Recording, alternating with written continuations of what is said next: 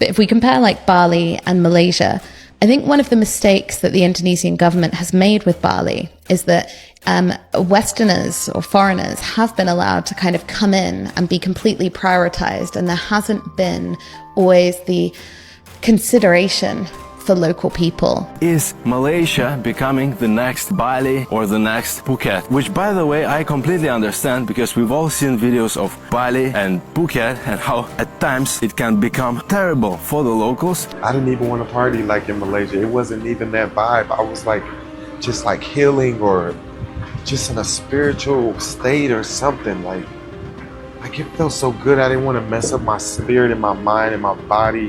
Malaysia is the best country in Southeast Asia. Shh, don't tell nobody. We don't want people to know that, okay?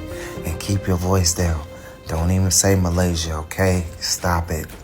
No, go to Bali.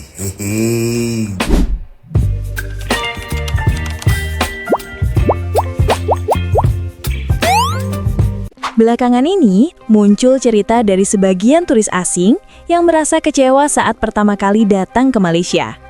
Mereka datang dengan ekspektasi tertentu, lalu membandingkan Malaysia dengan destinasi wisata seperti Bali atau Thailand. Dari sinilah muncul pertanyaan, mengapa suasana wisata di Malaysia terasa berbeda dan tidak dipenuhi pesta seperti yang mereka bayangkan?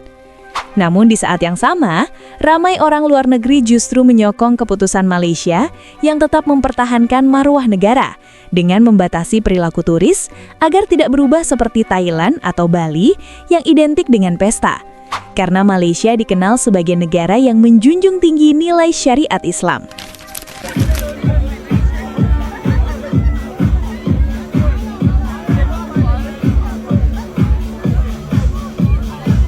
I think one of the reasons that I prefer Malaysia to Bali in particular, I think it's very important in the Indonesian context to actually talk about Bali and not Indonesia, because Indonesia is 17,000 islands, and Jakarta, for example, is like a drastically different place than Bali. But if we compare like Bali and Malaysia, I think one of the mistakes that the Indonesian government has made with Bali is that Westerners or foreigners have been allowed to kind of come in and be completely prioritized, and there hasn't been always the consideration for local people and making sure that there are actual triple wins happening, meaning triple wins for the government, wins for the local community, and wins for those foreign visitors. And I think that this is part of why Bali is not a great place to be now, because the traffic is terrible, because road infrastructure has not been sufficiently invested in to actually cope with the number of people who have come in. There's been very little regard to maintaining Indonesian character, Indonesian culture, or Balinese character, Balinese culture on the island. It really is, you go there now and it is influencers everywhere, wannabe entrepreneurs everywhere.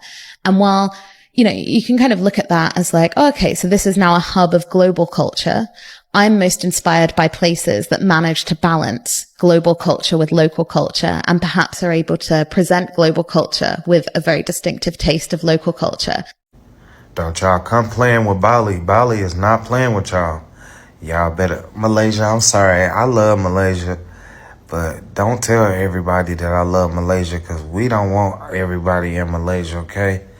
You Balinese? No. It's too much going on. But I feel you though. You do vacation in Bali. Then you go back to your nice place in Malaysia, and don't tell nobody you in Malaysia. It's not for that. Don't be quiet. Shh. Malaysia is the best country in Southeast Asia. Shh, don't tell nobody. We don't want people to know that, okay? And keep your voice down. Don't even say Malaysia, okay? Stop it. No, go to Bali. Jesus, hallelujah. So many Malaysians comment this, and honestly, I was a little bit surprised to see this comment again and again. Please keep quiet, because everyone knows that tourism is good for the local economy. Tourists come, tourists spend money. Hotels, tourist shops, museums, food, and whatever else. I really found it strange, and I decided to read more comments. Scrolling, and I realized that one of the real fears that many Malaysians have is Malaysia becoming the next Bali or the next Phuket, which, by the way, I completely understand, because we've all seen videos of Bali and Phuket and how at times it can become terrible for the locals, yet wonderful for the tourists. So reading all those comments, I really understand the concern. Malaysia has so much heritage, so much culture, that exchanging it for a crazy tourist would be such a sad deal, such a sad trade. By the way, look at the views. However, I don't think that Malaysia is at risk of this crazy, problematic tourist crisis. And that is for two main reasons. Reason number one, very simple. Malaysian arak is not cheap. That's the main thing that attracts this kind of tourists, is cheap alcohol. Compared to Thailand, compared to Bali. Yes, by the way, you can look at Thai alcohol tax and say, oh, it's quite high as well, but they have their own locally made cheap alcohol, all the chang and whatever. Yeah, that's one of the main things that attracts this kind of tourists. Reason number two, the reputation of the country. Especially if you're looking at Malaysia as someone from outside of Malaysia, a modest, conservative, non-drinking country. And if you are a crazy tourist that wants to have that kind of fun, a modest, conservative, non-drinking country is very unlikely to be on your list of places to go. The good thing though is Malaysia's tourism is still booming, still managing to attract a lot of tourists, but they're coming here for the right reason, and it is much easier to attract tourists to a country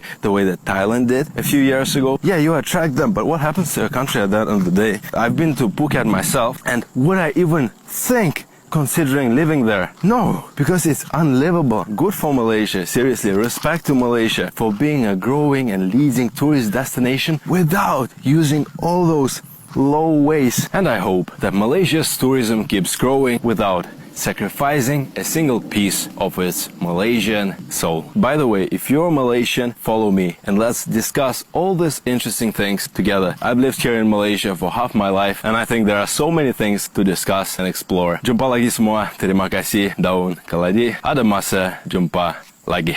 If you were to ask me what I would change about Malaysia, it's probably going to be the way how they promote their tourism. Because it's such a hidden part, it's a small piece of heaven, hidden between Thailand that everyone heard of, Singapore, and Indonesia. Indonesia has been heard of from point of view of Bali, right? But Malaysia, it's right in the middle. And from a promotion perspective, I haven't heard about Malaysia as much as one should praise Malaysia until I've actually moved here. I've never been in Malaysia. I've never been to Southeast Asia until I moved to Malaysia. And obviously now I've been here for 3 years. I've traveled around. I wouldn't want to live anywhere else. So yes, it's very hard to find something that's not good about Malaysia. The most underrated city in the world. We are back in Kuala Lumpur, got the KL Tower and the Menara 118, the Merdeka Menara 118 just behind as well. I absolutely love this place. It is such good energy, loads of food, loads of lovely people, and extremely affordable as well. Extremely affordable. My accommodation has a pool, has a gym. It's like £6 a night. It's ridiculous. Malaysia is the most underrated country in Southeast Asia. I just spent a month there, and here's what I think. Everyone actually speaks English there. It's also relatively clean compared to the other countries in the region. And the food in Malaysia is the best I've tasted across all of the world. Kuala Lumpur is also super modern with great infrastructure, and it's way less touristy than Thailand. The country is Muslim, so I thought it was going to be super strict, but you can actually buy alcohol. They have nightclubs. It's not as great as other countries, and alcohol is quite expensive. If that's what you're looking for, don't go to Malaysia.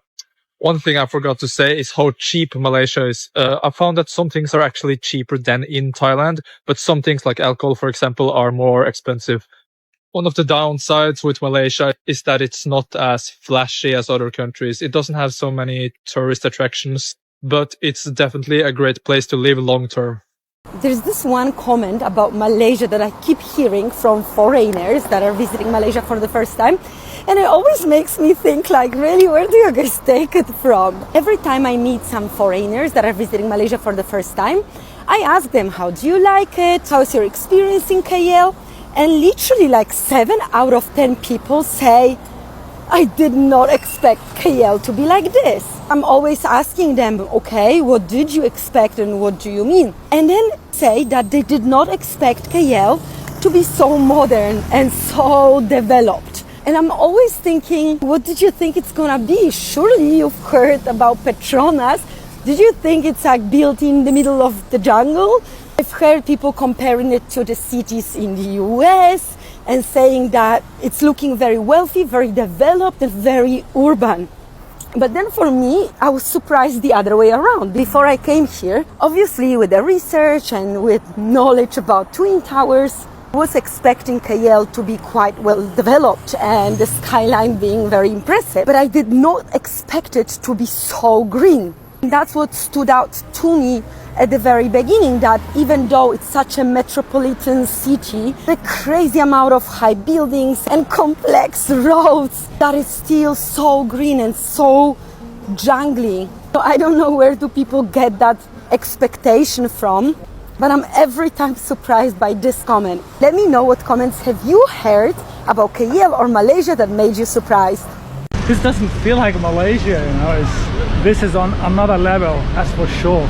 Look at the amount of people next to Louis Vuitton in here. Wow, this is such a cool place. I guess people come here maybe to make some photos or something. Look, Christian Dior, JD, you've got Louis Vuitton. Wow. What a beautiful place. I'm really impressed, guys. That's very nice. You've got Rolex on the other street. A lot of photo shooting going on. Right, so I just walked around the corner and look at that. You've got Balenciaga, you've got Saint Laurent, Richard Mille, Burberry, Tiffany, Glen, all the most famous brands in the world, and Rolex, of course. This is insane. I'm so impressed with Kuala Lumpur. Wow, probably the best city in the world, I would say. Very safe, I feel very safe, very clean, beautiful. Outstanding architecture, guys. Wow. I really don't understand why people always go to Kuala Lumpur and skip other places in Malaysia, because all the country has many interesting, beautiful places, interesting culture, food, and everything is amazing. I spent 1 month in Malaysia and it was not enough. I had to leave the country because my visa is expired, but I definitely want to come back. I haven't been to all the places because I love slow traveling, but I visited Penang, Kuala Terengganu, Pulau Kapas, my favorite place, Kuala Lumpur, and Melaka. And 1 month is really not enough. I met the best people here, and honestly, I think here's the most friendly people I ever met during my almost 2 years of traveling. So if you're traveling in Southeast Asia, you have to explore Malaysia more. I bet you'll be in love. Something I really love about Malaysia, as someone who's lived in Malaysia for about half my life, no, it's not the food, it's not the people. Yes, I do love them all, but there is something that I think not many foreigners know about. And that is, of course, that once you come to Malaysia, you don't have to go outside of Malaysia. That means you don't have to go outside of Malaysia to get some medical procedure done. You don't have to go outside of Malaysia to get anything done, because actually Malaysia is advanced to such a level where it practically has everything that you might imagine to the top level. For example, 2 weeks ago, I went to get a hair transplant done. By the way, have a look. All the redness is gone. I'm feeling completely fine. That's because it was done by some of the top professionals. I've been watching videos online of people flying to Turkey to get it done, of people flying wherever else to get it done. And guess what? I've always seen those recovery videos of people looking like Megamind, you know. I was expecting to be having this kind of reaction. Lucky for me, this is how I looked after 2 weeks. Obviously, everyone is gonna have a different reaction, this and that. The point is, my friends from Russia, my friends from Europe were messaging me and saying, wow, we didn't know that Malaysia has this kind of procedures. we didn't know that you can get this done in Malaysia. That's awesome. And why can it be awesome for them, by the way, is because the price in Malaysia for this top kind of quality that you can get here is reasonable. And this is just one procedure. When I was 11 years old, I had my tonsils removed here. So that's like a whole different kind of a surgery, right? And guess what? I didn't even have to pay for it. The insurance covered it. So that's another nice thing about living in Malaysia. The insurance, I guess, maybe was a little bit more generous about 10 years ago. Yeah, but I'm not here complaining. You have everything here. You don't have a reason to even go out of here. So yeah, terima kasih Malaysia. Since I came here when I was 11 years old, still living here, and even for a vacation, Langkawi, Port Dickson, once in a while, I guess it's nice to go somewhere, yeah? But mana-mana pun boleh di sini lah, support local dan eleksi bro, budak kampung selalu. Why do I love Malaysia? Because this country makes my life simpler. First, you don't need to buy warm clothes. It's always summer. You never have to worry about 4 seasons. Second, the food. And anywhere I go, I can find something incredible. It makes me feel safe and taken care of. And the third, most important thing, it teaches you patience. You cannot hustle here 24/7. Things move slower.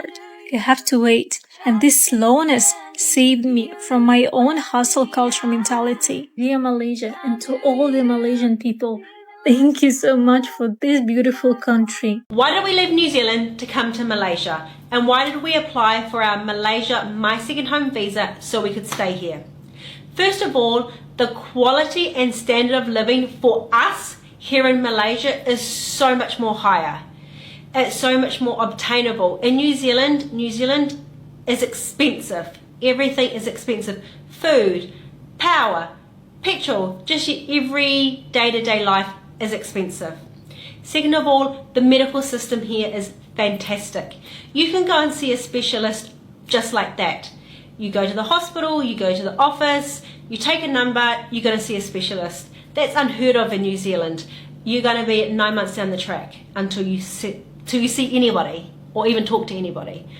Third is the people and the culture. Everybody here is just so much nicer, so much friendlier, so much happier, and I feel like it's really good for the kids to be able to experience a different culture, a different language. New Zealand is so far away and so isolated and so in their bubble, they have no idea what's going on the other side of the world. So it's really good for the kids to understand that there's not just New Zealand. And the last one is the tax in New Zealand. The tax system in New Zealand is insane. The tax rates are super, super high. So here in Malaysia, it works to our favour. So this is why we're here. It's a random Tuesday in Kuala Lumpur, and look at this. Skyline, people jogging, the grass, perfectly cut. Look at this. Oh my God, look at this park. It's gorgeous. Look at that. Malaysia. And I'll come back to Malaysia. I'll keep coming back to Malaysia. I mean, I just felt balanced. You know, sometimes I party a lot when I'm traveling. So I didn't even want to party like in Malaysia. It wasn't even that vibe. I was like, just like healing or just in a spiritual state or something. Like it felt so good. I didn't want to mess up my spirit and my mind and my body. And I know I'm rambling on and on about the same thing, but guys, you really healed me, and I appreciate you, and I'll forever appreciate Malaysia. Sebagian turis memang datang ke Malaysia dengan harapan menemukan hiburan malam, pesta besar, dan kebebasan tanpa batas seperti yang sering mereka lihat di Bali atau Thailand. Ketika harapan itu tidak terpenuhi, kekecewaan pun muncul. Namun, anggapan ini sebenarnya lahir dari kesalahpahaman tentang identitas dan arah pariwisata Malaysia. Malaysia sejak awal memilih jalannya sendiri. Negara ini tidak menjadikan pesta dan hiburan bebas sebagai daya tarik utama. Sebaliknya, Malaysia menempatkan nilai, norma, dan jati diri bangsa sebagai fondasi pariwisatanya.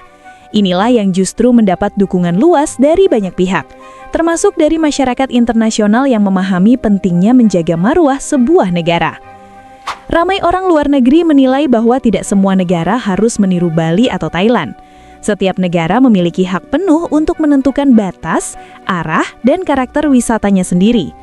Malaysia dikenal dengan pendekatan pariwisata yang lebih tertib, sopan, dan berlandaskan nilai-nilai yang dijunjung oleh masyarakatnya.